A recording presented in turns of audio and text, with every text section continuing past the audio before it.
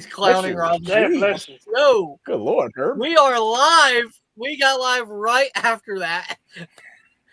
So nobody watching caught that. But, ladies and gentlemen, boys and girls, this is not our normal night. Of course, you know me. I am the host, the greatest host in the history of hosts, the Nick Beasley Show, Nick Beasley. We have below me, unfortunately, the Cowboys fan, the LSU Tiger, who I'm really thinking about kicking off, even though he doesn't know it, Rodney Knight. We have in the upper corner. Rod, you thought I was mean, Rod. Hey, the difference is y'all are brothers. You can't really fire him. I can fire Rodney. Oh gosh. I'm not gonna fire you though. You actually do a good job for us, Rodney. Sometimes.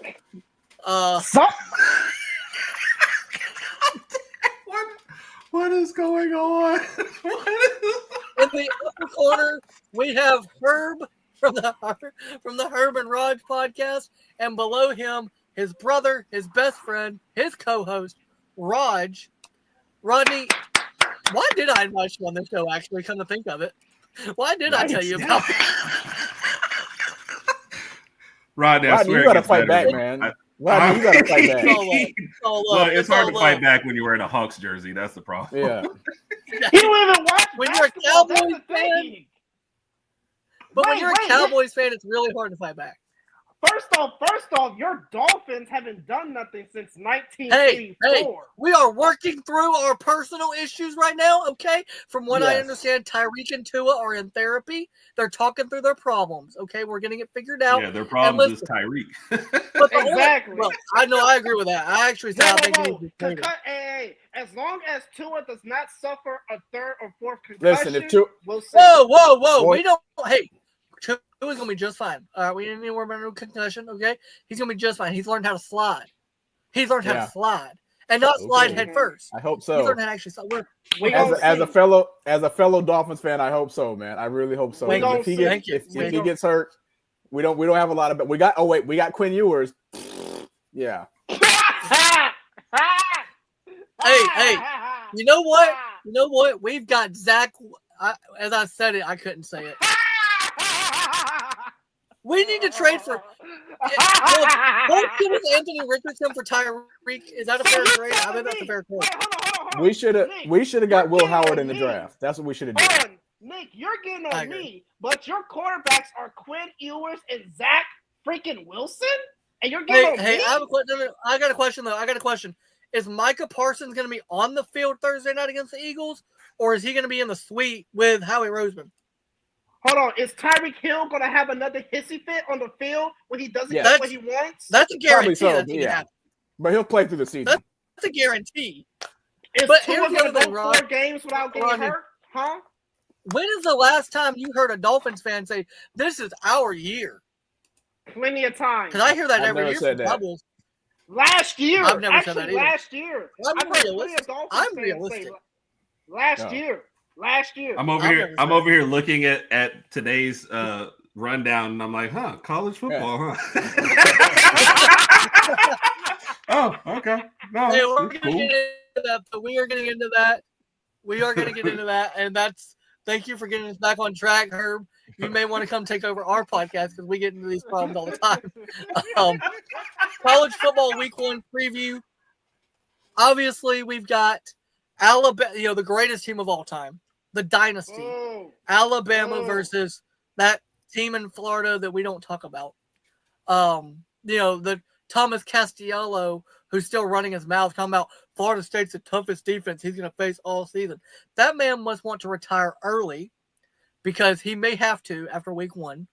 Something tells me that our guys are going to hurt him. I don't wish it. I don't wish him to be hurt. But I just have an idea. I have a thought he may get injured. Oh, here we go. We're going to start with Rodg first because Rodg has kind of just been laughing at me and Rodney arguing the whole time. So we're going to go Rodg, then Herb, then me, then LSU fan over here. What do you think will be the biggest thing that matters the most in the game against Florida State for Alabama? Well, first of all, we got to talk about the weather. Apparently, I looked at the weather the other day, and there's potential for some rain that weekend. If it rains, run the ball.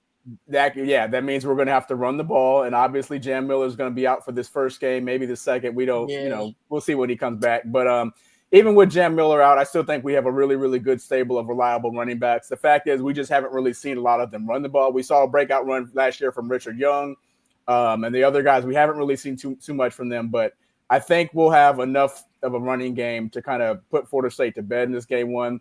And again, if Jam Miller doesn't come back to the Georgia game, I think we'll be fine on the ground in the first 3 games.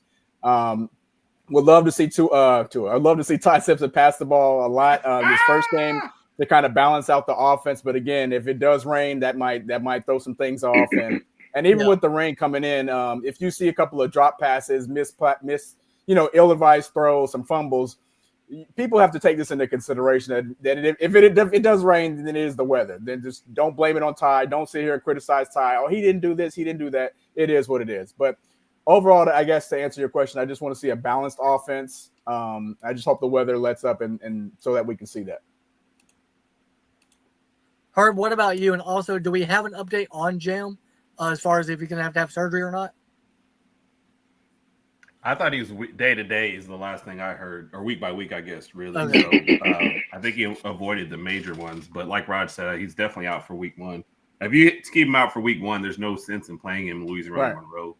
And if you feel like you can get by Wisconsin, I'm trying to get to that bye week without having to play him. Yeah. So that's what for Jam. I was going to say this before the weather, so it's the same both ways. Forcing turnovers from Castellanos. We actually had Brian Smith from Locked On Seminoles on our show, and he mentioned this. Like, first off, the Florida State starting line is all transfers. He said that's terrible for week 1. Like, you haven't built any camaraderie, any consistency. They have no chemistry. Communication. Yeah. So he is not high on that. Number 2, Castellanos is just not a guy who takes care of the ball. So at some point in the game, you're going to see some 30-yard run. He's going to escape like 3 defenders, run down. We're going to be like upset. But you're probably also going to see 2 to 3 turnovers from him, and that's what we need to capitalize on. So putting pressure on him, and like I said, I wasn't mad at his last comments when he said this is the best defense he's going to face all year, because that's at least him trying to hype up his team.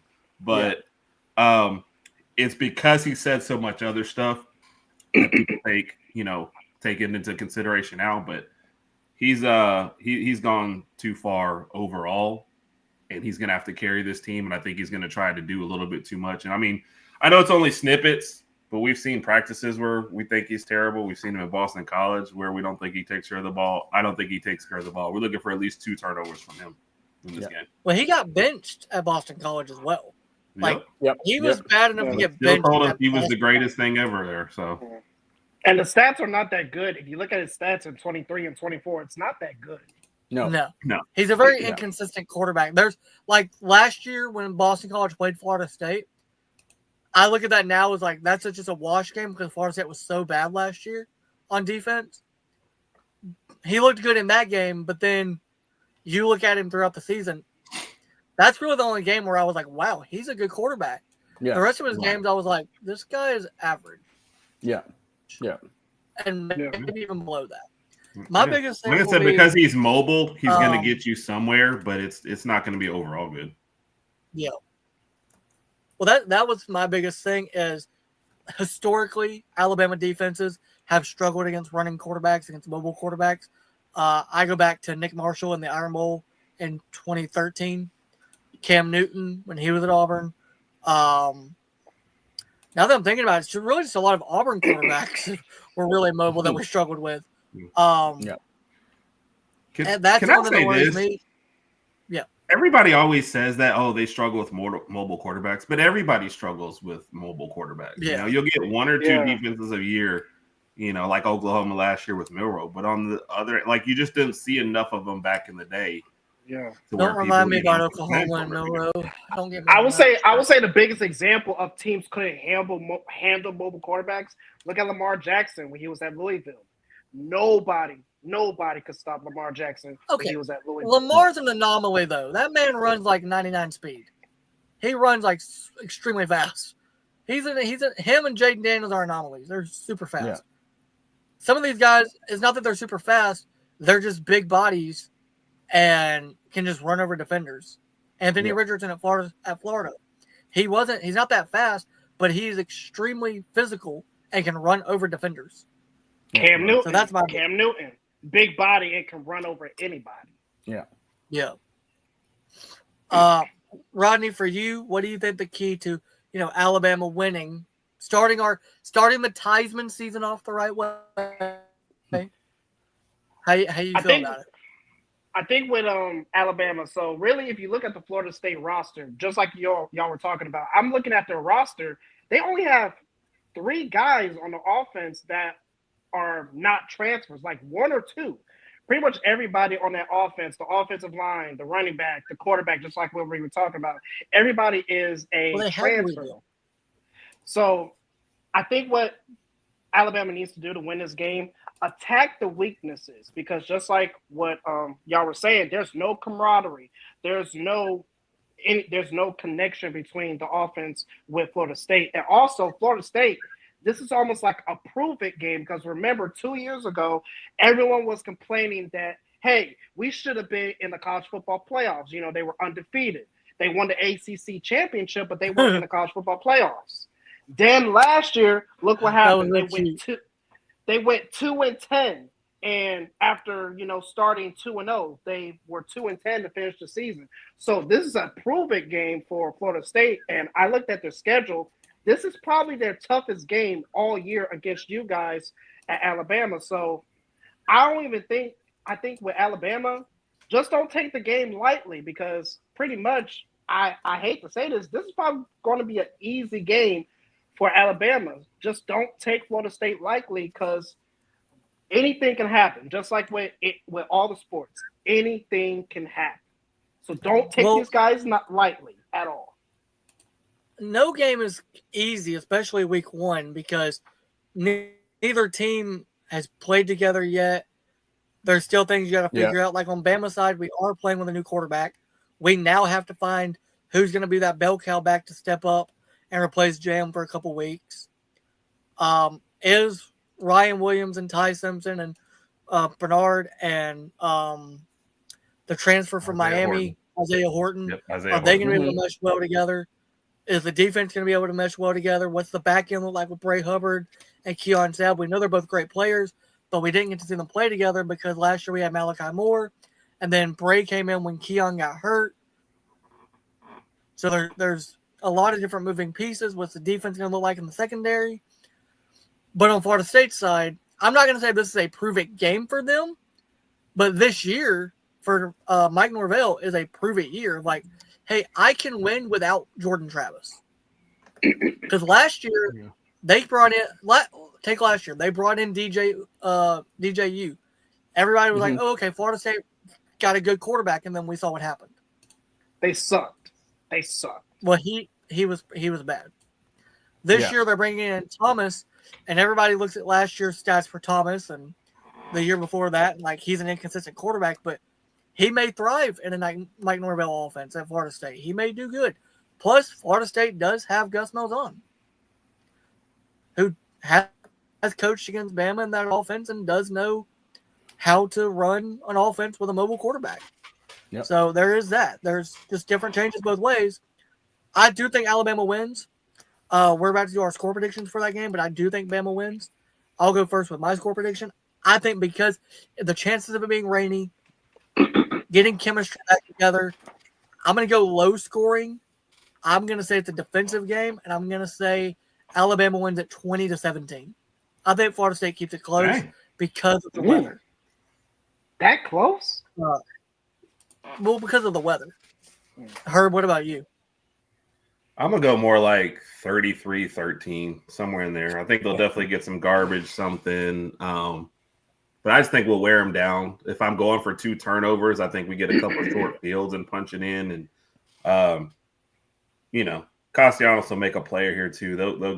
They'll score a little, but I think we comfortably put this away in the second half. Yeah. Did I take your score, Raj? No. No, my score prediction was 34-14. So it's pretty So it sounds like you're just being petty. We're not giving Florida State the benefit of the doubt. That's what. No. I just think, like, to Nick's point earlier, and this is something that Herb and I have talked about several times. Like, the first game of the season is still kind of weird for both teams. Like, when you look at the roster, our roster is definitely better than their rosters, and I think we should absolutely just destroy them. Maybe if this was like game 5 or 6 in the season, I think we would whoop them. But it's the first game of the season. We're not quite sure what our offense is going to look like. We know what the potential of our offense and what it can look like, but we haven't seen him on the field. Ty still has to get his feet wet, a little more wet than what he already has done. And I guess maybe in this game, literally, he's going to get his feet wet. We're going to see what we can do on defense. And again, they do have a mobile quarterback. So I think Florida State keeps it close first quarter. I think midway through that second quarter is when Bama starts to pull away. And then second half, we kind of let the doors open. So I'm going to say 34-14. I'm hoping 42-14, something like that. But I'll leave it at 34-14. What? So petty. See, I go 33-13. You're like 34-14. Petty. Yeah. Petty. Well, my biggest thing with the reason I predicted a 20-17 score is because, and I haven't seen any video of our kicker this year, so I don't know how good he's going to be or how bad it's going to be, especially in the rain. I don't like the face that Herb just made. That tells me that our kicker is going to be pretty bad this year. You just have heard nothing but bad reports after the last scrimmage. Oh no, I've seen all the bad reports. I just haven't seen any video of it. Yeah, well, because nobody videos kicking. You just hope. Yeah. Rod is a special teams coordinator, so he can tell you about kickers. But my biggest thing is with Jam being hurt and us not knowing who is going to – like, I know we have a stacked running back room, and until Jam gets back, it's really going to be running back by committee. Yeah. It's just not knowing who's going to be that – who's going to be the most comfortable for Ty in the backfield. Yeah. That's the biggest thing for me. Who's Ty going to be? Because to me, as good as our guys are, whoever Ty's the most comfortable with is the guy that they need to go with, and we just don't know who that's going to be yet. Yep. Rodney, your prediction score? Let me guess. 32-12. I mean, Alabama should crush these guys. I mean, it's Alabama at the end of the day. I'm not getting Florida State the benefit of the doubt. I'm gonna say Alabama 32-16. 32-16. Oh, he should have said 12. That would have been great. That would have been perfect. What up? Didn't you just say that Herb and Rodg were not giving Florida State the benefit of the doubt, and then you say in your statement, "I'm not going to give Florida State the benefit of the doubt"? I was messing. It's just. I just don't see. Inconsistent. I wanted to say it, but I just don't think Florida State has a chance. I don't think they have a chance at all. And this is one of the topics. And this is one of the topics, but I'm just saying it early. You could see one of the guys on that field could be on the hot seat. Just a heads up. The guys on the field? I didn't know players get the hot seat. I'm talking about one of the coaches. Coaches. I know. I'm messing with you. Could be on the we'll hot talk seat. about that. Talk about that in the next segment, or in a next segment, not the next segment, but in a next one. Let's get to the biggest game. Obviously, Fox is going to be there. College Game Day is going to be there. It's built by Bama, Julian Sayin versus the now media appointed Heisman Trophy winner, Arch Manning. Yep. And if you ask Paul Feinbaum, the greatest college quarterback since Tim Tebow, who hasn't played a snap yet, by the wild. way. That's wild. Meaningful snap. That's crazy. Texas and Ohio State. I believe Ohio State is like 3-point favorites. Obviously, they're at home, so that helps. Yeah. It's a noon kickoff, which I don't love. I'd rather it be a primetime game. Yeah. As opposed to what is a primetime game. I'm okay with the noon kickoff. Simply, that means we get to, so we can actually watch that game. Yeah. Then we get to watch our game. And Nick, don't forget, reigning national champion Ohio State. Don't forget. Well, now hold on. They may have cheated too. The Big Ten teams like to cheat. I'm just saying. There's some Big Ten teams I that don't really think like they to cheated. cheat. I think they No, I don't paid think they for a did. great roster. I think they just took advantage of the Which we NIL would and have. was like, hey, Yeah. we'll pay you all. Yeah. I wish we Which- would have. I'm not even Yeah. mad at them. I wish. I we mean, would've look done at I'm not- Michigan. I'm just not- Look yeah. at Michigan. Look at Michigan. Mhm. Yeah. Hold I'd on, have paid Michigan 20 cheated. million. Michigan Yeah, cheated. but all they did was pay 20 million and got away with it. I'd have done the same Yeah. thing. Somebody told me right now, Yeah. Alabama, if they pay 20 million next year, they're winning a national championship. Alabama would pay it.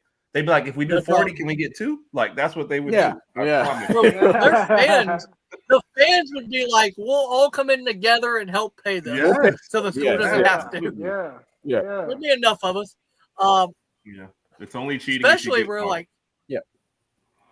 man, I it just sucks that like, Michigan got caught. I just Michigan don't got like caught. that.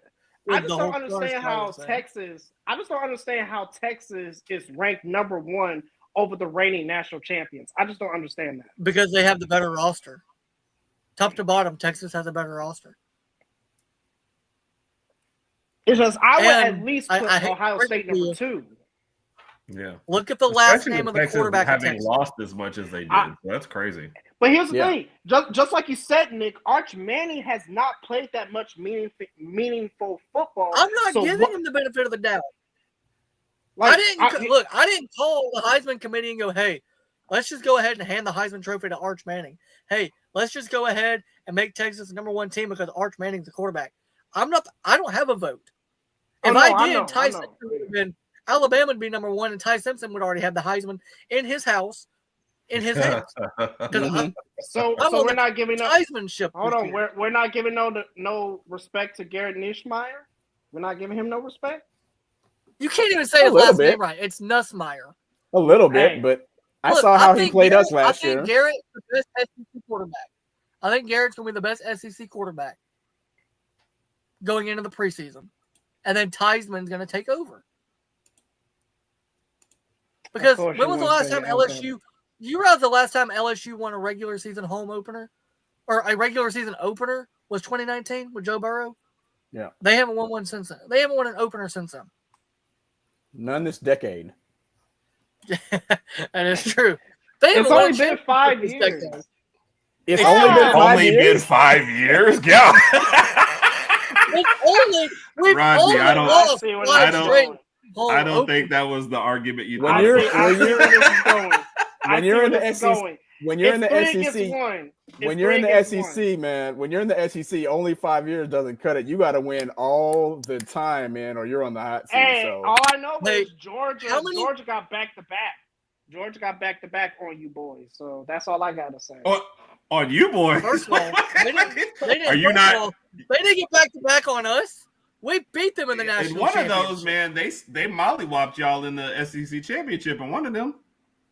Did Yeah, they put up so- a 50 burger I on don't know you? why you, Rodney. You can't really talk, bro. Y'all haven't won a season opener in 5 years. Look, it's 3 against 1. Y'all haven't so been if I'm- relevant in 5 years. Rodney, I wasn't even saying anything until you brought us into it. Yeah, It's 3 you're just against going 1, after so her there- for no reason. There's All right, not let's much I get can into- say. hold on. We're gonna talk about LSU in a minute because I'm gonna laugh when they lose again for the 6th year in a row in their opener. But because they ain't beating Clemson. But Yeah. back to Texas and Ohio State. Yep. I look at this game, and first of all, I don't know which one of you it was. I believe it was Herb posted. If Julian Saying goes off, he posted it on TikTok that if Julian Saying goes off, he knows Bama. We know Bama fans are gonna. oh, that was Claim me. him. That was me. Raj. That was Raj. me. I That did was- it just. that was It's wrong. like I 90 did it minutes. just to mess with. I follow. did it- Here's the thing. I follow both of you individually, and then I Yeah. follow your group TikTok, and so sometimes I just get them mixed up. I just Um, did that. Just I was bored. I was like, I'm gonna just post something tonight. Just to Oh, piss no, I people agree, off. though. Yeah. I agree, though. The same way we claim Jalen Hurts. Jalen spent 1 year at Oklahoma. Yeah. Julian Saying may spend 1 year at Ohio State and then may come to Alabama. We don't know. Yeah.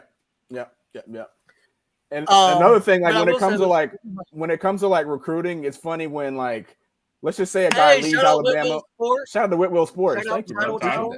See the titles? Yep. Like Yes, it's sir. funny when a Roll recruit Tide. leaves Alabama and goes to another school because the first thing they want to say is like, "Oh, well, he was at Bama at one point, but then he went to this place and this place." They always throw us in when it comes to recruiting. So I feel like, okay, if Julian Saying has a good year, I'm going to mention it.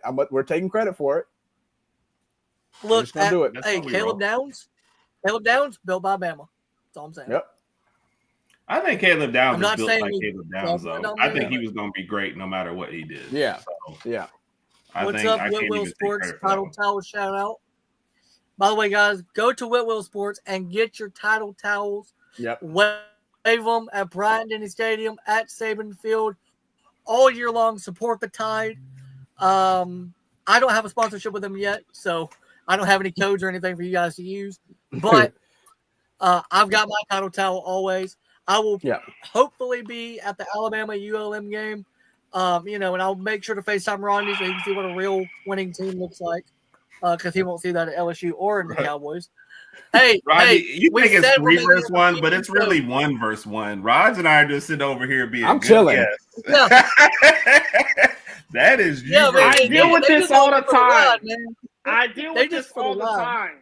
I deal with this all the time. Yes, you do, and you're going to continue to do it until Micah Parsons is signed by Jerry Jones. So it may continue forever because he may never sign. But anyway, and also, dude, you live in Atlanta. You live in Atlanta. Be a Georgia fan. At least then you have a team that's respectable and that can win. And a team that we actually will respect. Like the Bulldogs. Or I say we. I will respect. The Bulldogs. Respect the Bulldogs. Yeah, but you're not a Georgia fan. You're an LSU fan. Y'all brought out a live tiger to the field and still couldn't beat us. That's the one game that Jalen Milroe played his best in, and I appreciate it. Yeah. And you're the biggest Jalen Milroe hater to mankind. Hey, he had a bad year. I watched the Oklahoma game all the way through. That was painful. They were at that game. Yeah, we were there. I don't want to talk about it. Yeah, it sucked. Yeah, none of us. It was a bad memory that none of us want to talk about. But back to Texas and Ohio State. Yeah. I think that Texas is going to win this game. I do think Ohio State keeps it close, but I think at the end it is going to be the coaching of Sark over the coaching of Ryan Day. And I know what happened last year in the Cotton Bowl, or was it the Cotton Bowl or the Peach Bowl that Ohio State beat Texas? I think it was the Cotton Bowl. I think so. I don't remember. Yeah, I think it was the Cotton Bowl. Yeah. Herb's about to look it up. Yeah. Herb's going to be like, let me get on my work here. Says Cotton I Bowl. believe it was the Cotton Bowl. Yeah. Yep, Cotton Bowl Classic. Yep. Oh, it was because I remember because it was out here. It was out here in near AT&T Stadium, and I remember right next to Raj, and he can't even remember. I remember seeing all these Ohio State people around here. So yeah. Hey, Jeremiah Smith is gonna put on a show. That's all I gotta say. Jeremiah Smith. Hey, he's a great player. He's a great player. Yep. Ryan Williams is better, but he's a great player. I ain't gonna lie, Nick. This could be a high-scoring, close game with Texas and Ohio State because you got two good teams. I don't think it's high-scoring. I think it'll be close. I think it'll be high-scoring. I think Ohio State will win. I don't think Arch Manning is going to win his first game as fully starting as the full-time starter. I'm gonna give Ohio State to win. I'm gonna say my prediction. I'm gonna say 30-27. 30-27. Okay. 30-27. So the odds makers have the over-under at 48, so they think it's a little more low-scoring. Low-scoring, yeah. Yeah. I say 30-27. I think it'll be low-scoring. I think it will be high with the offense.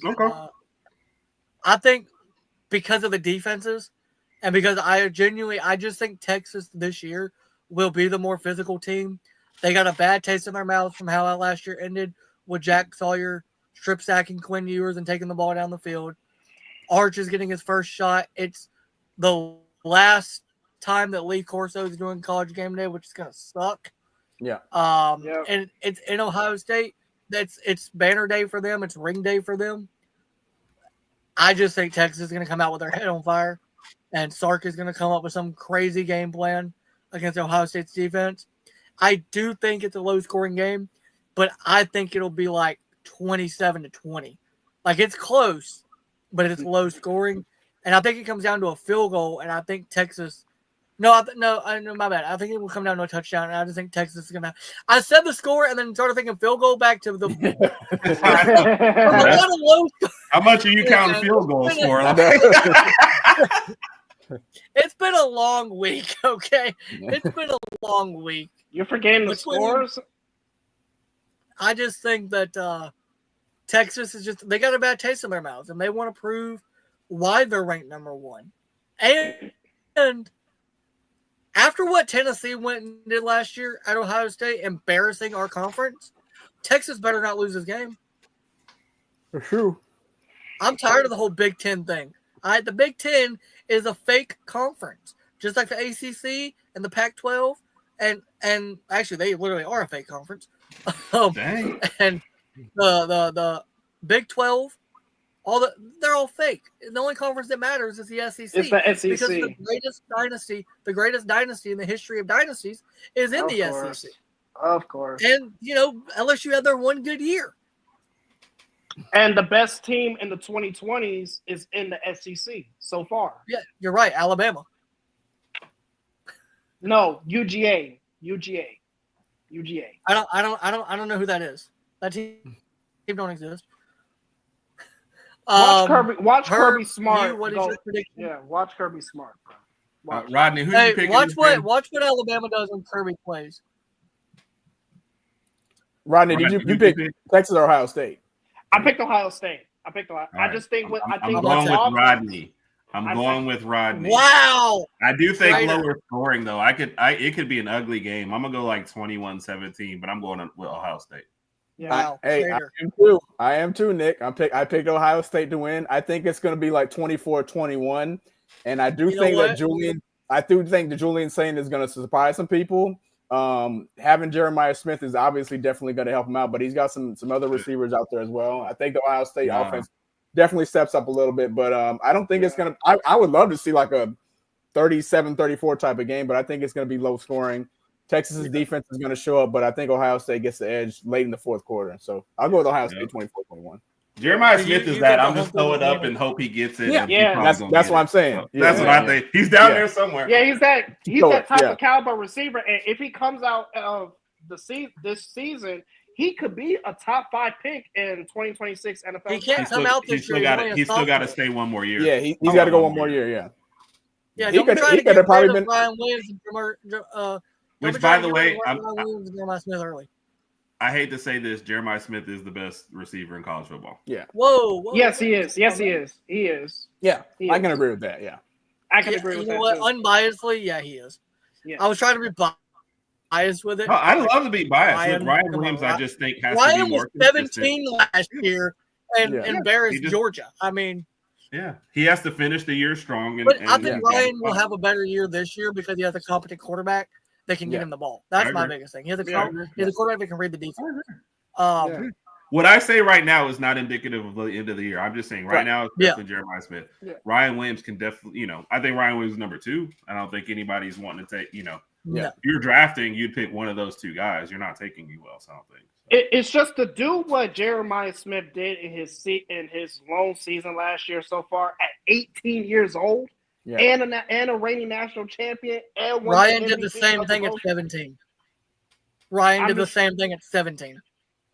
But the pedigree is there so far for Jeremiah Smith. National champion, Rose Bowl MVP. I mean, the pudding is right there for Jeremiah Smith, and I think I think Ryan Williams had a really, really good start to the season, but somewhere midway through, things just kind of went south, and I don't think it was all his fault either. For production-wise, I don't think it was all. I'll tell you whose fault it was. I'll tell you whose fault it was. It wasn't Ryan's fault at all. We all remember watching the Michigan game. Ryan Williams wanted to beat the crap out of Jalen Milroe. Yeah, he wanted to beat that man up. That was Jeremy. They both did. I think they both did. Ryan Williams was inconsistent and had too many drops the second half of the season. So there was part of it. So for sure. I think he's got a lot to prove, and I think he knows that, though. Yeah. Well, I also like what he said. Like he's deleted social media. He is just focused on football and just focused on winning a national championship. Yep. So that's my biggest thing. Like I think Ryan's gonna have a great year this year. I do think Isaiah Horton being there is going to help Ryan because the defense is going to have to focus on both of them and can't just focus on one. Right. So we're all I'm going Texas for SEC bias reasons, and because I don't have that much faith in Ohio State this year. You guys are going Ohio State because of the home field advantage. I will also be rooting against Texas. I don't give a crap about the SEC. But I'm just sick and tired. I'm somewhat sick and tired of hearing Arch Manning. I'm sick and I'm sick of it too. I'm sick of it too. But I think Texas has a bad taste in their mouth from last year, and they're going to come out fighting. Now, let's get to the other big game, which I'm very excited about, because I get to watch this team lose for how many years in a row, Rodney?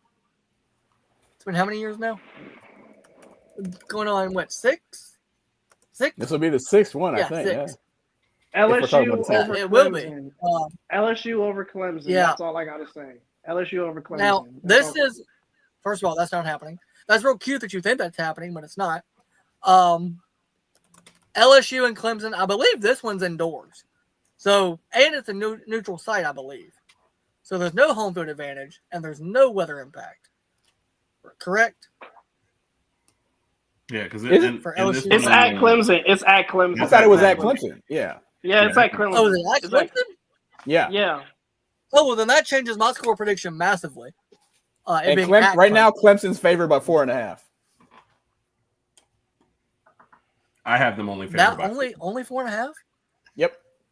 Wow. It's a tight game. LSU did a lot of work in the transfer portal. They're trying to shore up the defense, and you have a I agree. top 3 in the Heisman quarterback. Yeah. There's reason. No, but here's my thing, though. I said Garrett Nussmeier will be the best SEC quarterback this year, as of right now, because right now he's the most experienced and currently the second, one of the favorites to win the Heisman. However, the best quarterback in the nation plays for the Clemson Tigers, Cade. It being at Clemson changes my mind tremendously because I was going to give LSU a close score. Like they almost have it, and then it gets ripped away from them, which would be hilarious. Like, I want LSU like down at the 5-yard line, about to punch in the game-winning score. You're ripping this man's heart out.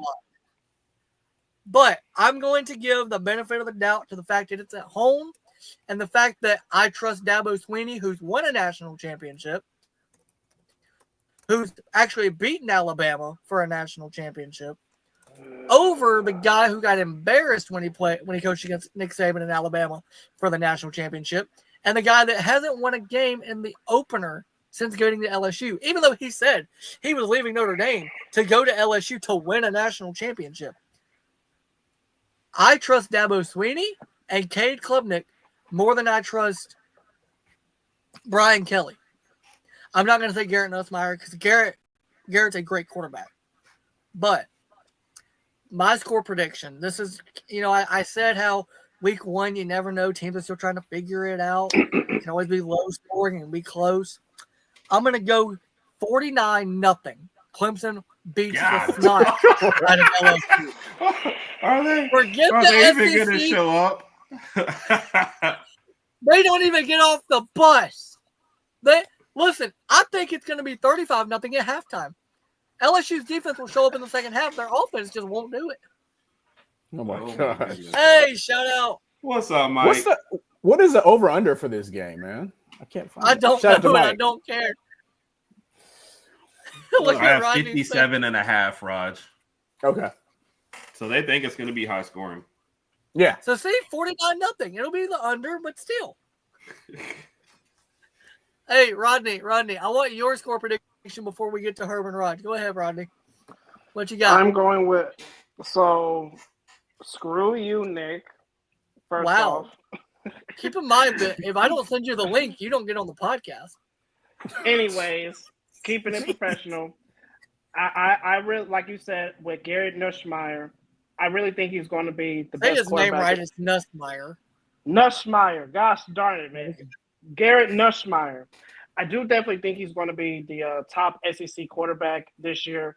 Forget everyone talking about Arch Manning. I definitely think this is going to be a prove-it game for him because if you really look at the roster at LSU, how far they go is going to be dependent on him and how he can go. I really think because they're going to have him able to throw the ball too. And I really think with LSU, with Clemson being at number 4 and then LSU at number 9, barely squeaking into the top 10, I also think this is a proven game for LSU too because they could jump high if they win this game. They could probably jump to the top 5 if they beat Clemson and if they beat them in a convincing way. So I think with LSU, obviously in this game, I have them winning. I do think it's going to be a high-scoring game, and I do think it's going to be a close game. I will say LSU winning this game, I will give them 36-32.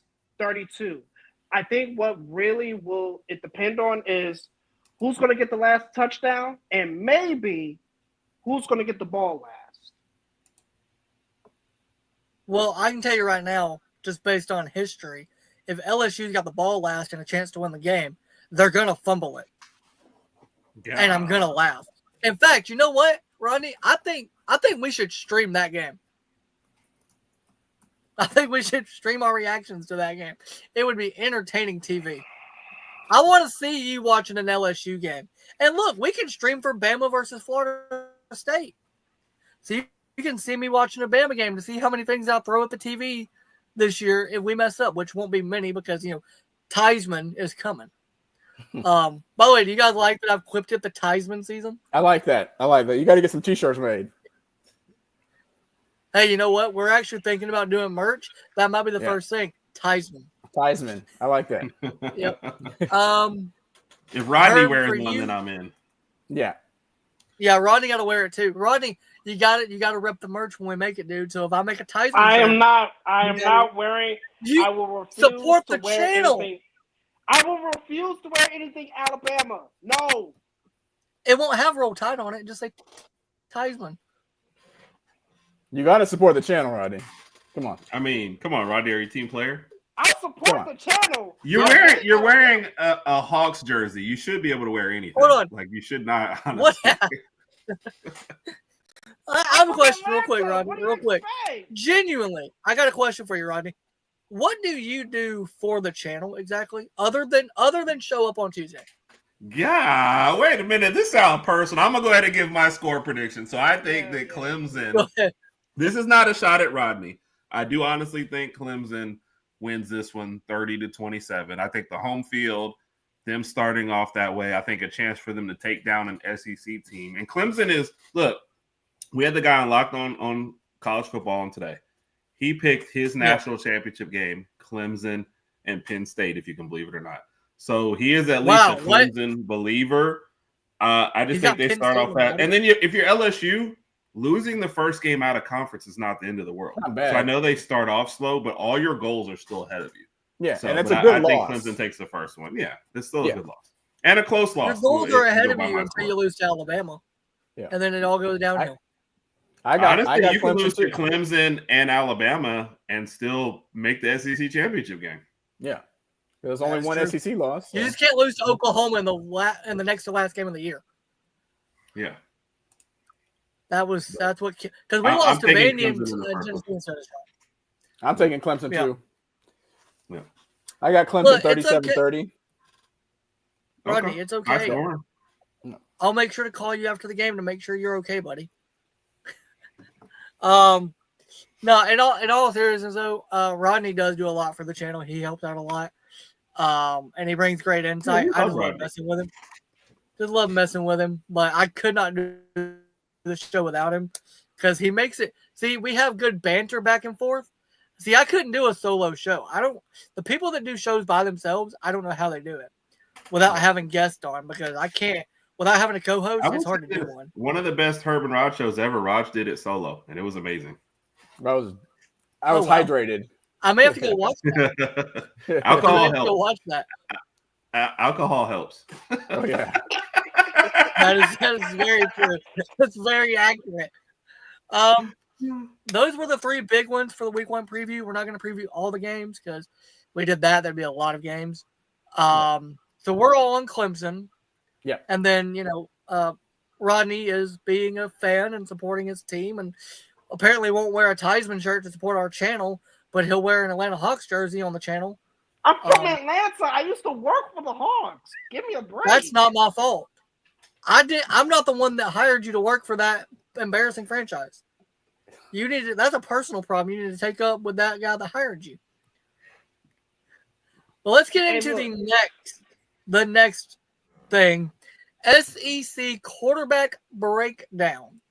Now, obviously, we know who the top guys are. Garrett Nussmeier, Lenore Sellers, Arch Manning, DJ Lagway, Arch Manning, Ty Simpson, Diego Pavia. I think it's going to be really good this year for Vandy. Not good enough to beat Alabama again, but good enough.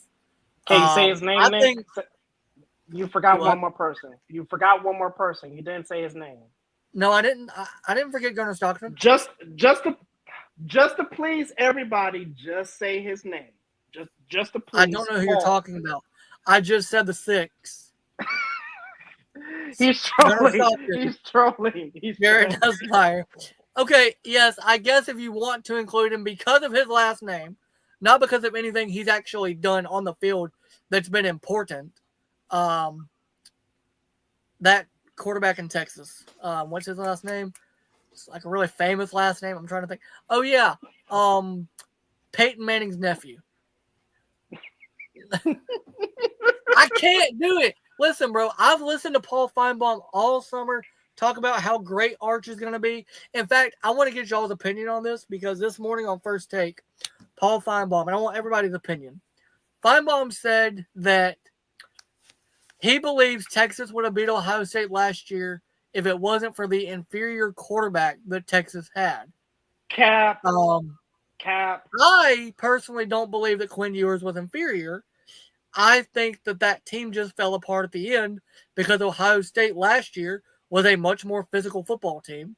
Yeah. Herb, what's your opinion on Feinbaum's take? Well, I don't think you can even say, like, we're looking at the final score and saying they won by 2 touchdowns. It was 1st and goal, 21-14, and some of maybe the worst play calling that I've seen in the Sark era. So that, I think, failed them. But there has to be something that you're seeing, right? If you let Arch sit behind Quinn for 2 years, there's something that you're not getting from Arch. We're anointing all this other stuff, and we're really downing Quinn Ewers. But I don't think Sark is the kind of guy that says 2 years in a row, I'm going to stick with Quinn Ewers even if he's the inferior guy. You know what I mean? Like, Alabama, we did the Jalen Hurts Tua thing, and we didn't let that go 2 years. Like, I just don't see a quarterback or a coach in this day and age saying – and then people also forget Quinn Ewers was – there's huge rumors out there of huge NIL deals for him to skip the draft and stay in college. Other people were seeing great stuff as well. He also took him to the playoff 2 years in a row. Yeah. Well, we heard Michigan State also, which was a crazy one to me, but, you know, that's neither here nor there. I just think it's crazy to think that Sark, the offensive guru that he is, sat there and said, yeah, Arch is clearly better, but I'm going to stick with Quinn. What did he have to lose in the last year, right? Quinn says, okay, I'm going to sit. That's fine. You know, I'm a transfer. Good luck to you. I've already got my guy of the future. Like, I don't get any of that talk. So I think Quinn was fine. They were 1st and goal with a chance to tie the game, went through the worst sequence of play calling and plays that I've ever seen. And then you get a strip sacks on 4th down and it ends up 28-14. But let's not pretend like that game was some blowout. You know, they were right there.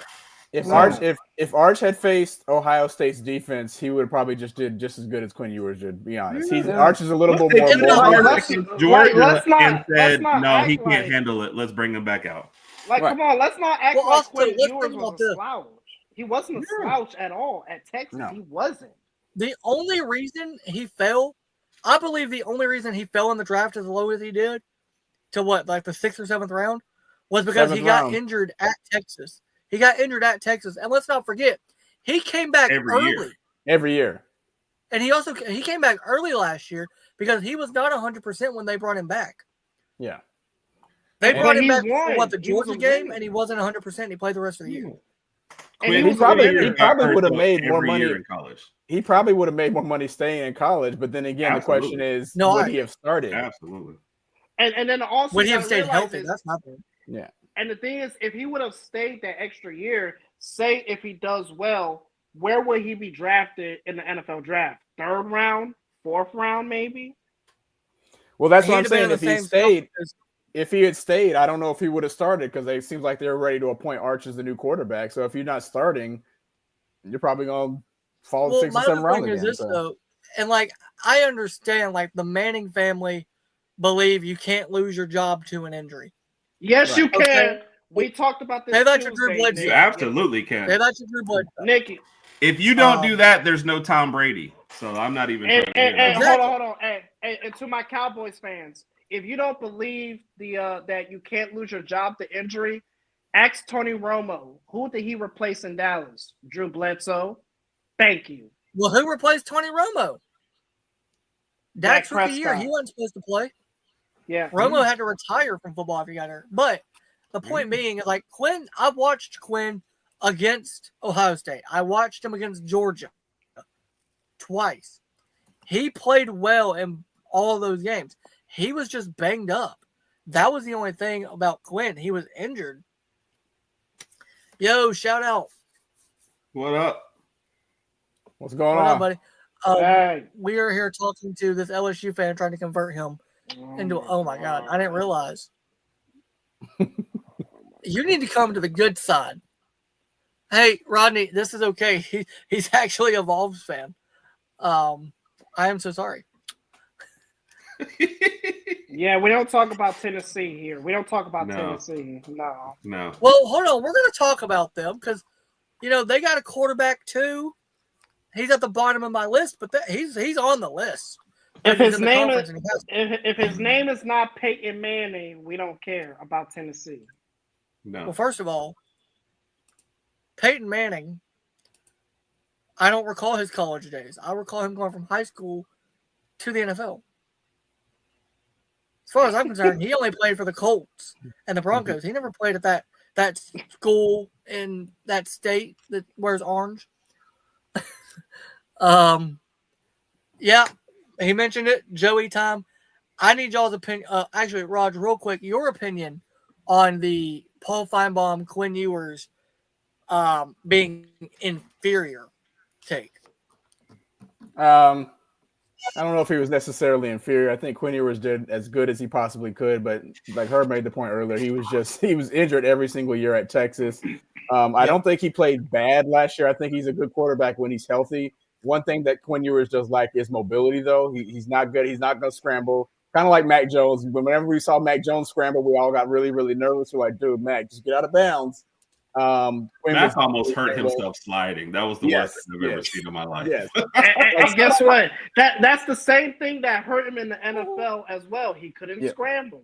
Yeah. Do y'all remember? I don't know why this just came to me, but his first time sliding in the NFL, it was so weird. Patriots, he slid and like somehow I think it was his second year because it was against Sauce Gardner. He slid and he punched Sauce in the dick.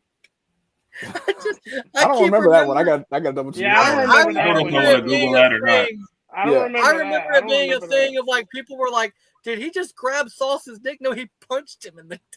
If you're not good at sliding, you're gonna have to learn how to like run out of bounds or just dive forward or something. Right. That was the thing with Joe Burrow when he first came in the league was like he didn't want to slide and they had to. And he was like, I don't know how, so they had to teach him how to slide. Cincinnati had to teach him how to do it. Yeah. That was just I don't know why, but that flashback of him against Sauce came to my mind. Overall, I don't think Quinn Ewers, like when you look at his college career, I don't think he was a bad quarterback. But the things that people that focus on is health issues. Again, to Her's point, he was injured. He's gotten hurt every single year while he was at Texas. I don't know how good he's going to do in Miami. Obviously, we'll only need him in backup roles, but with the way that Tua plays football, we may see him more than we need to. Zach Wilson play. Zach Wilson. Zach, still your mom. Wilson is the backup. Like Quinn Ewers is third string right now. Rodney. That's Rodney. Zach Wilson, Quinn Ewers. It is what it is. Yeah, we'll take here's it. The thing. What scares me about with Tua, if Tua gets hurt, if Zach comes in, are we sure Tyreek Hill's not going to punch him? Because he already don't get along with Tua. The thing If about having Zach can't Tyreek get him is that if you're the backup quarterback, just throw it. When you see Tyreek over there one-on-one, just throw it to him. And we'll see what happens. If you miss him or if you overthrow it, so be it. But just give him a chance. Just toss him, yeah. Yeah. Just Hey, Mike McDaniel might be on the hot seat, bro. So, He should be. Hey, we don't need to talk. Hey, we're not talking to NFL coaches on the hot seat. And also, Mike McDaniel's too funny in press conferences to get fired. I need him in my life. I need someone to entertain me on the Dolphins team. And it ain't going to be the football that I watch this year. I've accepted that the Dolphins are probably going to win 7 games. And that's it. I've accepted. I'll give them. I think no. I think Miami's going to go 0-17 this year. All right, you can leave. We're at least winning 4 games. We play the Patriots and the Jets. That's 4 wins for sure. You disrespected my LSU. I'm a disrespect. Oh wait, you just said my Alabama. We got it on. I'm gonna clip that. We got that. He just said my Rodney. Alabama. Rodney, welcome to the team, man. Welcome to the team. Hey, at least now you get to watch. I hate all of y'all. Rodney, do me a favor. When we get off the show, send me a DM for your address. I'm going to send over a care package. Herb is going to send a T-shirt. Herb's going to send a lot of T-shirts your way. We'll send you some title towels. We'll do whatever we can, man. Rodney, got an extra one for you right here. So, Rodney, before you go to bed, before you go to bed, can we get a title towel? We're going you just look in the mirror and say, can we get back to discussion? The topic. Rodney, when you go to bed, just look in the mirror and practice saying "Roll Tide." It just rolls off your tongue. Roll Tide. Can we get back to the topic at hand? Can we get to the topic at hand? Roll Tide, Rodney. Yes, we can. Yes, we can. Garrett Nussmeier will be the best quarterback. Hold on. First of all, pause real quick. You keep saying Nussmeier. If you can't say the LSU quarterback's name correctly, then you can't be an LSU fan. Say Ty Simpson. I want to see if you say it correctly. The LSU quarterback will be the best quarterback in the SEC. That wasn't the question. The question was, say Ty Simpson's name correctly. I'm just saying, man. It makes more sense for you to be a Bama fan or a Georgia fan. No. I can still tolerate you if you're a Georgia fan. You guys are crazy, man. We're going to send you some stuff. It'll be all right. I'll send you. You know what? I'm going to get you an autographed. I'm going to order it for you, and I'm going to have it shipped to your house. Send me your address as well. I'm going to give you an autographed Tua Tagovailoa Alabama jersey. There you go. And you can wear that on game days. Oh, my gosh, man. Let's get back to the topic at hand, though. We're talking about the current SEC quarterback landscape. So what we're going to do is we're going to give who we predict at the end of the year will be the best in the SEC, and who we predict will have the worst quarterback in the SEC. Oh wow, that's literally all we got to do. Okay. Because there's 16 quarterbacks, and we don't even know who Missouri's going to start yet. So we're going to start with Rodney. Rodney, who is at the end of the year when we're in New York and Theismann's getting the trophy? Who is your best quarterback at the end of the season? Not right now, but at the end. I mean, we already said this in our last video Tuesday. So I already said who I think is going to be the best, and I did say who's going to be the worst. So you already know who my worst is. So, but you got the answer wrong on the best, so I need you to say the best. No. The best is going to be Garrett at LSU. He's going to be the best. Garrett, what's his last name? I don't know a Garrett. What's his last name again? The worst quarterback in the SEC, I think it's pretty obvious. I think we're all going to agree on who's going to be the worst. The 7th-year starter, Zach Calzada. Yeah, that was actually my pick too. Yeah. I had to look up who Missouri's quarterback was. And here's the thing that I got to say, they haven't named one yet. Who hasn't named one yet? And guys, please, this is a legit question. Who pays attention to Kentucky football? You know what? I can answer that question. There's a guy on YouTube that makes college football content. He pays attention because he's a Kentucky fan, and he's miserable. One guy. Yeah. Did you know that Kentucky has the longest tenured coach in the SEC though? Yeah, Stoops been there That's for a minute. what's crazy, bro. They haven't. But they always won nothing. That's because nobody cares halfway through the season. So, but if they always seem to have like a decent defense, but their offense just stinks. So all they're known for is basketball. Yeah, basketball. I mean, look, hey, they did shock Ole Miss last year. Give Kentucky that. They did shock Ole Miss. Jackson Dart, we apologize. We apologize. Hey, sorry for your loss, Jackson Dart. Yeah. Hey, Jackson's gonna be just fine in New York. He's gonna be just fine. Yeah.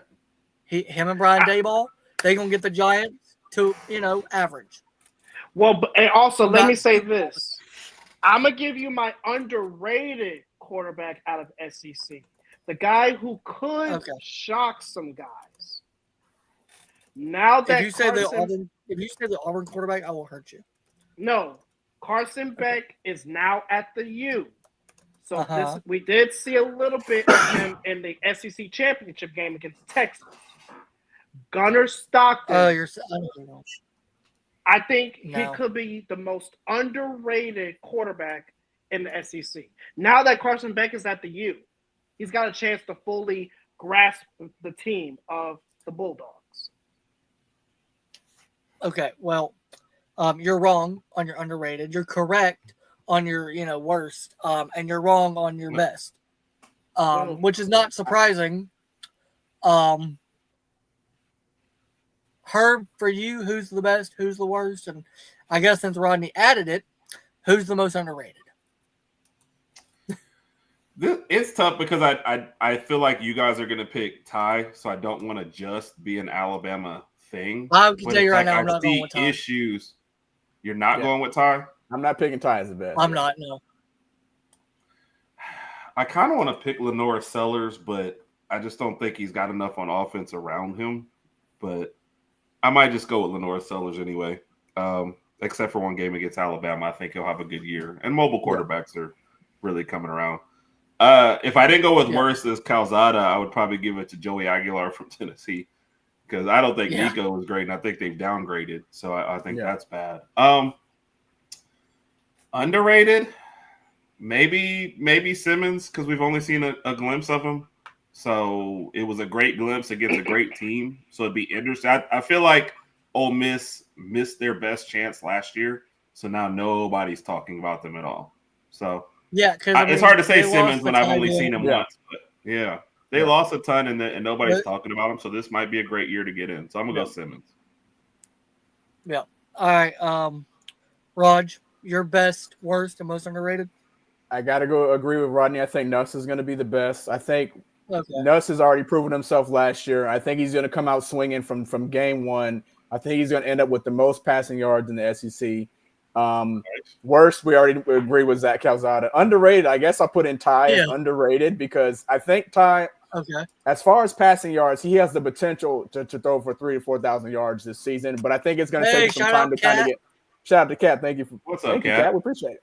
It's just going to take Ty a few games to kind of warm up and get comfortable in the pocket before he starts launching the ball. But when you look at Nussmeier, I think he's going to be doing that game one throughout the entire season. So I got Nuss is number one. Yes. Underrated Ty, and then worst Calzada. I just don't think he has too much help on the Kentucky offense. Although he did get Kendrick Law. Kendrick Law did transfer to Kentucky, but I don't think Kendrick Law is going to be enough to help out the whole offense. Yeah. That was awful. Yeah, I'm going to go real quick with mine. I'm going to go with my best. I can't believe y'all didn't say it. It's going to be DJ Lagway of Florida. I think he's going to have a stellar year. I think he's hurt already. Next year. That's why I couldn't pick him. Hey, I'm a glutton for punishment. I can't. Well, here's the thing. You asked me. You went. Hold on, though, Herb. You went with my original pick. You went with Lenore Sellers, so I had to change it. That's why I made the face I made when you picked him. I was like, dang it. He went with the guy that I was going to pick. My bad. So, My bad. But if we pick the same guy, it's going to be Lenore Sellers. I think we all agree it's going to be that Kentucky player. Yes. I'm not saying his name because I It's don't gonna care be rough about him. It's going to be rough for Kentucky. And then you're right on that one, Rodney. I'll say underrated. underrated. I don't know if you guys watch, but there's a podcast on YouTube called The Water Cooler Talk. And one of their guys was on our podcast Tuesday night. And he has got me, I don't know why, but he's high on Mississippi State. So I'm going to go with Blake Shapen at Mississippi State. I think he could have a good year. I think they could win a lot, though. 7-8 games maybe. Yeah. He's got – look, I wasn't high on State until we had that conversation the other night, and now I'm kind of got Mississippi State in the back of my head of the team that I'm going to want to watch and look forward to. But, yeah, that's my guy. Got it. Now, let's go to the next topic. SEC team ranking. All we got to do is say who we think is going to be the best team at the end of the year, the worst at the end of the year, and who we think could make a big leap and be in the middle of the pack at the end of the year. So we're going to start with Herb first. Herb, go ahead. I mean, I don't care if it's biased or not. I'm taking Alabama to be the best team. I don't really care. You know, I think Georgia is behind them, and I probably put LSU, by the way, over Texas. But anyway, I'm going Alabama at the top. I feel like it's too easy, but you heard the quarterback ranking. Same thing for the bottom. Kentucky is going to be at the bottom. It's going to be a rough year. They're going to be talking about basketball by, I don't know, October, right? Yeah. A team that could make a rise. Are we saying from last year, rise up from what they had? Or Yeah. I'll say this. I've heard the same kind of talk that you've heard about Mississippi State. There are people that are high on them. Yeah. Rising up, though, for them, I think their win total, what we say yesterday, was like 3 or 4. I think so. Yeah, it was like 3 wins. Their win total is 3.5. So if they win 6, that's a huge rise, and they make a bowl game. So I'm going to pick Mississippi State because the bar is so low. Yep. All right. Raj, for you, who you got? All right. I'm going with Bama. Again, you could call it bias or whatever you want to call it. But as far as our returning defense, and then you look at the potential that we have on offense, I think Alabama is definitely going to be in the playoffs this year, and I think we can make it to the national championship game. Don't want to jump the gun too much. We'll see what happens in the next few weeks. Bama number 1. Yep. At the very, very bottom, I do think Mississippi State is going to be somewhat improved. I don't think they're going to win 6 or 7 games. At the very, very bottom, I do still have Kentucky for the reasons we mentioned earlier. I just feel like they'll have a decent defense, but offensively, they're just not going to ever get the ball rolling, and they're going to be stuck there. Most improved, I think Florida may win 8 or 9 games this year if Lagway can stay healthy. So they were 8-5 last year, so that would be an improvement if they can get to 9. But I'll put Florida in that slot again. And I know Nick was high on DJ Lagway. I'm high on Lagway. He looked good last year when he was healthy. He's just got to stay healthy. He got hurt in fall camp already.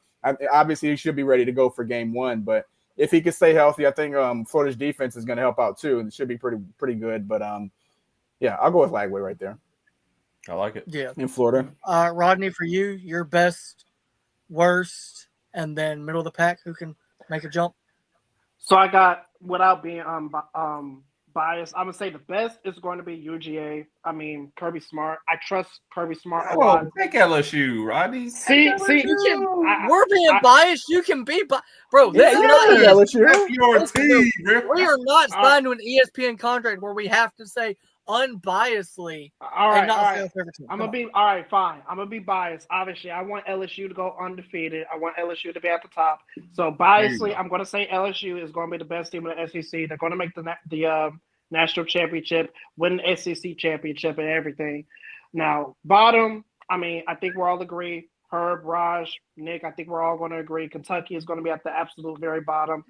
There's really no argument there. I'm sorry, Kentucky. I'm sorry, Zach Calzada. You guys are going to be the absolute worst. And in the middle of the pack, who's going to have a big jump? I do agree with you guys with DJ at Florida. I think he's going to have a big jump this year as long as he stays healthy. So I say either Florida or Ole Miss will have the biggest jump and will be in the middle of the pack for the SEC. Yeah. Okay. My problem with Ole Miss was they were 9-3 last year, so it's hard to jump. Yeah, so Ole Miss will have to win like 10 games. Yeah. Which I don't think they're doing, but that was your opinion, so I'm going to let you have it. For me, I mean, I think we all know where I'm going. The best team in the SEC that's been the best team since 2007. Let's be real. The greatest dynasty that's ever been constructed that will continue with Kalen DeBoer. We will get another championship and another one and another one. It's Roll Tide. It's Alabama. Theismann, Ryan Wood, Hollywood. You know what? I'm going to stop calling him Ryan because that's disrespectful. Hollywood Williams. Hollywood. The Bright Lights. I mean, come on. Where's the national championship at this year? I actually don't know, but his name needs to be in Bright Lights. Miami. I think it's in Miami. There we go. Rodgers going Even down better. there and he's never coming back. Rodney, you got some time to jump on the bandwagon, man. You mentioned it earlier. Listen, we'll take care of you. You did Roll say Tide. Alabama. You did say my Alabama. I'm just saying. My worst All right, team what is you pay? easily my worst. Well, hold on, yo. I'm trying here. Okay, I'm the host though. All right. But anyway, my worst team, I'm actually going to disagree. I don't think it'll be Kentucky. I think there will be one more team that's worse. It'll be Missouri because we don't know who their quarterback is yet. And so because we don't know, I'm going to say Missouri because their quarterback could be really good or their quarterback could be really bad. Yeah. And as much as I hate to say this, and I'm probably going to throw up as I say the words, that team down south that we don't talk about, that, you know, doesn't like us. I'm kidding. I'm not going there. I think the team that'll make the biggest jump will be Mississippi State because I'm high on them, and I'm high on their quarterback situation. I was gonna like play to it a little bit of like, oh, well, will a rival? I don't even think they win 2 games, but you know, that's just me. I hope not. That's all I got. And then we're going to get to the next topic. College football coaches on the hot seat. I'm going to say a name, and you guys tell me if you think they're on the hot seat. This will mainly be SEC coaches. Good. Billy Napier. Dang. Yes. I don't know about this one because their schedule – Florida's schedule is going to be tough every year. So I think if Billy can get 8 wins again this year, I think he'll be fine for next year. But then things will start to warm up even more next year. So I'm going to say, for the sake of the argument, I'm going to say no for Billy Napier. Yeah. Oh, Mike. I'm going to agree with Oklahoma is a good pick. I'm sorry. Go ahead. I forgot about OU. I completely forgot about them. Yeah. I think that's Oh, man, I did forget about OU. My bad.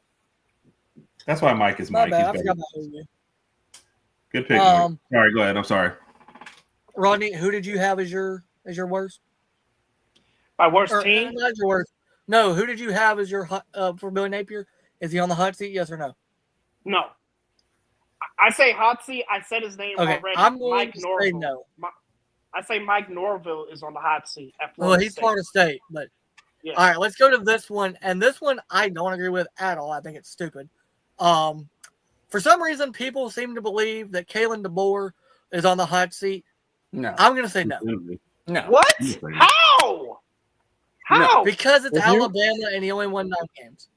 If you get rid of Kalen DeBoer, and then you take a look at the recruiting class that he's already got coming in for 2026, some of those guys are going to be gone too, and you don't want to lose them. So, yeah. No, the next not on the team, hot seat. or the next coach. It's stupid.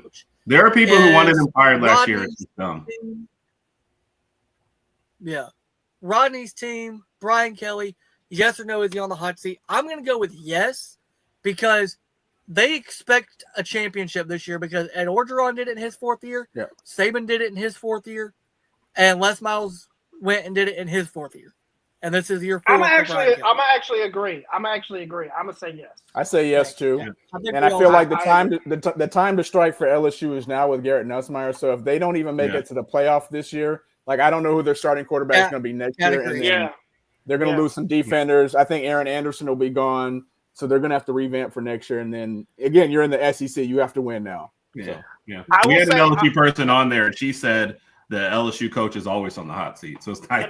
Frank. And I'll say, to get this out the way, I say the only coach that is untouchable for the hot seat is obviously Kirby Smart. Yeah. Well, yeah. They're not. Well, yeah. I mean, they're going to fire him at Georgia. I did see this, and I looked at the comments. Shout out Mike for bringing it up. Hugh Freeze at Auburn, yes or no? I'm going to go with yes Because yes, he's done a very good job having recruiting classes. Keep doing that, buddy. You're doing a great job. But I mean, come on, he's got to win games. At the end of the day. Wait, let me throw in one more name. What about Lane? What about Lane Kiffin at Ole Miss? No, Lane Kiffin. No. I think he had a good enough year last year. I don't even think he's in the conversation. Yeah, I think he'll. Jackson Dart saved him. Yeah. They have not. I think they've reached heights that they've never even considered with Lane. Right. You can't. You missed the playoffs with maybe your best team, but they weren't getting close before that. So, Cat out here trolling LSU fans. I love it. The fact that Rodney's an LSU I agree. fan. Yeah. Oh, this is a good one. This got brought up. Could Josh Heupel end up on the hot seat? Here's the thing. I said this on Tuesday night. Last year, if he had Nico, I'd say yes. If Nico had come back this year, but since Nico's out and that team is depleted from all the talent, I think if he has a 6-win season, Heupel's fine. I think because of what happened with Nico, Josh Heupel's safe for this year. I do too. Yeah, I agree. I think they'll give him a pass. Yeah. I agree. All right, let's get to the last topic. This kind of broke earlier today. I sent it to everybody. Yeah. The SEC moving to 9 conference games in 2026. Just quick take opinion. We're going to go with Herb first. Herb, do you like this move? Do you think it's going to be good for the conference, bad for the conference, or how do you feel? I don't mind the move. I think they did it because they put in that component today where they're like, hey, if you lose to a good team or you play competitive, whatever, we won't count against you. So I think that's why they made the move. And now nobody else has any arguments against this. I think that's the only thing they were putting against the SEC, even though our strength of schedule was always high. So I think it was a move you had to make. You're kind of quelling all of the arguments. And now I think you're going to look at a 2-loss SMU versus a 3-loss SEC team and be like, look, the SEC team played a tougher schedule, played teams closer, and is a better team. So I like it. Yeah. Yep. Roger, for you? I'm fine with it. I think this is the SEC's way of preparing for an expanded playoff whenever that time comes. I mean, they've been talking about it enough. We heard the other day where the Big Ten was like, well, let's try to get 24, whatever, all that other crap. Regardless of that. Just get every ranked team in there. Yeah. Right. So I think that over the next few years, if it's not 2 years from now, the playoffs will expand, and this is the SEC's way of kind of preparing for it. So the big question is like who are going to be the rotating teams. From my understanding, there's going to be like 3 teams that you play every year, and then you just rotate out of that. That's the big question. If it's Alabama before we play Auburn, I don't want us playing like Georgia or something like that. Like give us like Kentucky, Mississippi State or something like that. So, but overall, I'm fine with it. Funny. Yeah.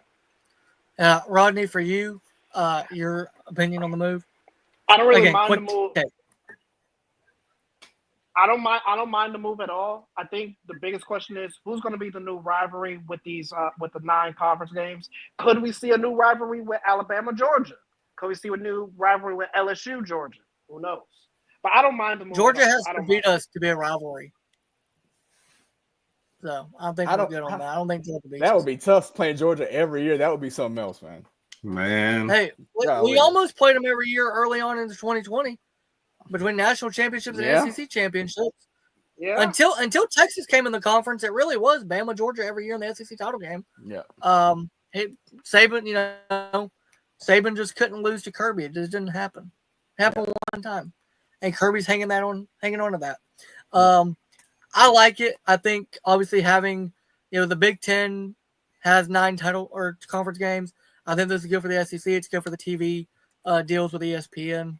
Of like, hey, you now get this extra weekend of conference football as opposed to, I mean, Alabama, ULM. Like, it's easier to sell Alabama versus South Carolina or Alabama versus Missouri or Vandy as opposed to Alabama versus a team from Conference USA or whatever. So I think it's better for TV sales and revenue. I think I agree with Raj. It's ramping up for the expansion of the playoffs because I believe they're already saying in 2026 it's going to be like 16 teams, which I'm fine if we have expanded playoffs. I don't know if they ever confirmed that or not, but I remember hearing about that too. So if that happens, I just feel like after 16, then eventually it's going to go to 20, and they're just going to keep on increasing it. Eventually, they're going to make it like March Madness, where yeah. Which, by the way, you can't. Here's the thing: with the college football, it's 12 games for the regular season, and then the conference game. Yeah. For basketball, it's like 60-something games in the regular season, and then the conference tournaments. I don't. No, it's like 30. It's like 30 for the regular season games. Yeah. Yeah, I just don't see that happening with college I don't football. think you can with college football because I understand money, and the more playoff games, the more money ESPN will make. But at the same time, you don't want to lose the tradition of college football. And I think if you do too many playoff games, you lose that tradition. Yeah, and you make the regular season worthless. Yeah. If there's like 32 teams in the playoff, if I'm on that 32nd team, and let's just say I'm like a first-round draft pick, I'm not playing in the playoffs. I'm sitting I'm sitting all that out. It's not going to happen. Yeah. It's going to become like the bowl games where teams that are in the bottom half of the playoffs that like have to go on the road or something and be like, well, I can be drafted first round. I'm not about to go play in this meaningless playoff game just because y'all want more money. I have to play 3 or 4 games. Then I have to play Bama after that. Then I have to no, dude, I'm not doing it. I'm good. I'm good. Yeah. We want to thank Herb and Rodg for being on tonight. It was appreciate y'all, man. Great conversation, obviously, as always. Yes. You guys are welcome anytime. Glad we could put this together super quick. I believe I texted Herb on like Monday or maybe it was Saturday. Like, hey, can y'all do a show on Thursday? Because I know y'all do y'all show on Tuesdays, the same time as we do ours. Same time JB. It's getting crowded on Tuesday. Somebody got to move a day. And we can't. We're honestly considering the move. Yeah, we talked about that earlier today. We didn't realize how many shows were on Tuesday, so we'll have to. Well, my thing was is like, if we didn't cover the NFL, we would move to Thursday, but then we're missing Thursday night football. Exactly. So that was you only have Tuesday. It wouldn't work. Yeah. It wouldn't work. You only have Tuesday. They're like the only viable days. Yeah. And Nick, we can't do Wednesday because you got to watch AEW. Well, I don't have to. I choose to. First of all, I don't have to watch AEW. I choose to, and also, I prefer to do it on a Tuesday or a Thursday because it's right after Monday Night Football or it's right before the football weekend. So I prefer to do it right after a weekend of football or right before a weekend of football. Now, we might can do Friday night because I don't watch SmackDown anymore, so we can maybe move it to Fridays, but we'll see what happens. Because then we can recap Thursday and then look at the preview for the weekend. But make sure to follow Herb and Rodg on the Herb and Rodg Podcast on YouTube, Twitter, Instagram, TikTok. These guys are everywhere. They're on everything. We convinced Rodney tonight. We got him to turn. He is now an official member of Roll Tide Nation. Rodney. Also, shout out to Title Tower. Hey, Rodney, and let me know. I'll send you one, okay? Yeah, we need to know your sizes, too. Man, I'll send you one. Yeah. Send me a text. Actually, you know what? Hold on. I'll just add Rodney to the group text. But Herb, Rodg, we appreciate you guys being on. Of course. Appreciate y'all for having us. I do believe you guys said you are going to be at the Florida State game? Yes, sir. Yes. All right. So what y'all got coming out next week? What you got planned for the weeks coming as far as football is back, which is why I'm so excited, man. Yes. This Saturday we got some games. We got some games on TV. I don't know how many we're gonna watch, but I'll watch the one from Ireland. I may not watch the the Iowa State. Iowa State and Kansas State. Yeah, I'll watch that. Rocco Beck, baby. Rocco Beck about to run wild in Ireland. It's gonna be great. I'll definitely watch that one. I'm gonna watch that game too. I'm gonna watch that game. I believe he is saying he might be talking about yours because you held up the Dynasty shirt. Yeah. Yeah, but Rod had it earlier, so he might be either one, Yeah. Which, by the way, Rodney, do you want to be part of a dynasty? Because we have a dynasty. Anyways, guys, like and subscribe to Nick Beasley Show. Follow Nick. Hey, I do the outros. What are we talking about? Guys, make sure to like and subscribe. Follow us on all of our social media platforms at Nick Beasley Show on Instagram, on Twitter, it is Nick BE Show because somebody stole Nick Beasley Show. On TikTok, it is Nick Beasley Show. Obviously, here on YouTube, it's the Nick Beasley Show. I am your host, Nick Beasley. This is my podcast co-host, and honestly, one of the nicest dudes I've ever met. And so thankful and grateful that he is on the show every week and that he takes time out of his day to talk ball with me, because he's really the only one of my friends that watches the same sports I watch other than wrestling. So I very much appreciate it. I literally could not do it without him. He does a great job for the channel. Herb, he does a good job, but we know Rodg carries that show. Right. Rodg is the talent. Well, hey, even my mom tells us, and yes, sir. Hey, look. You asked what we have coming up next Saturday night. Saturday night, 7:30 p.m. We will be going live. Herb and Rodg Unhinged After Dark. If you guys are free, pull up. Have a few. Get hydrated. Sure. Get hydrated. Big Mike will be on our show Saturday night for the Running Wrestling Pod. And by the way, if you're a wrestling fan, make sure you're following the Running Wrestling Pod. Subscribe to that that channel as well. So shout out to Big Mike. Shout out to Mike. I've had him on the channel before. Got to get him back on. He's an awesome dude. Can't wait to talk more wrestling with him. And obviously, he's on the right side of history. He's also an Alabama fan, so there is that. Yeah, Rodney, most of our guests are Alabama fans. Okay, it's just what happens. Look, guys, follow me on my Instagram, RJK_forever2. Follow me on my TikTok and my YouTube, RJK4ever4. I'm going to post some more content for you guys. Football, wrestling, NBA, for all you fans. Hey, Herb, Raj, it was great to have you guys to talk more about football. We always have a good time. Always a good time. All right, guys, we are about to end the show, but we have one more comment. Who is this from? Night Howler 13. Roll Tide from Chicago. Seeing a lot more Bama fans walking around Chicago. See, we're turning people, boys. We're turning people. Oh, my gosh, man. Jay Bacon in the building. Like, comment, and subscribe. Make sure to like and subscribe. Make sure to subscribe to our channel. We are still trying to grow. We are at 591. Trying to get to 1,000 desperately. Also, guys, I saw a lot of people complaining about the tickets for WrestlePalooza on TickPick and Ticketmaster, them having it for like $6,000 for floor seats, which is absolutely absurd. I looked on SeatGeek. SeatGeek has the same seats for like $1,500. So if you are going to go to WrestlePalooza and you want to sit on the floor, use SeatGeek, the best ticketing app, to buy your tickets. That's what I use to go to all my events. I believe, I'll have to double check, I believe we have a code.